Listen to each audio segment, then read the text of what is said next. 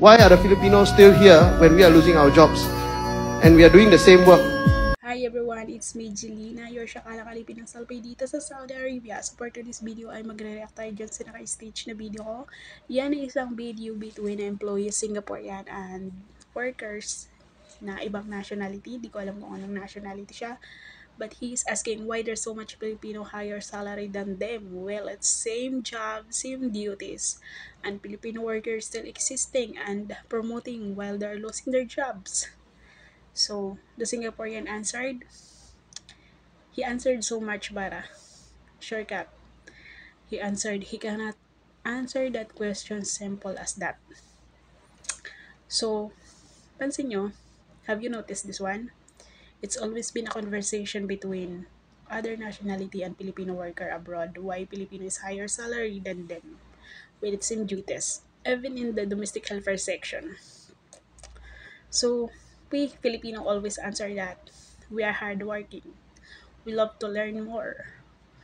We learn so much thing and adapting it. And we would love to do the jobs or duties even it's not a part of our workload. Kapag inutos sa atin, gagawin natin kahit hindi na parte ng trabaho natin. At we are not stopping from learning. We would love to explore and experience so much things even it's not a part of our job. And I just noticed that other nationality, they just work according to their duties. They just work according to their time duties. They just work according to their salary. But we Filipino, even it's not part of our job, we would do it if we can. We would love to learn more, experience more, even it's not part of our duties and job. Even it's taking our time, we still do it. That's it.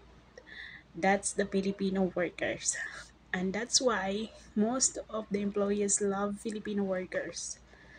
Because even it's not part of our duties, we would love to do it if they are asked for. Even if hard to learn, if we know we can do it, we would love to do it. Kahit dumadami na yung trabaho at hindi tumataas yung sahod, sige, gagawin pa rin. So, yan ang Pilipino.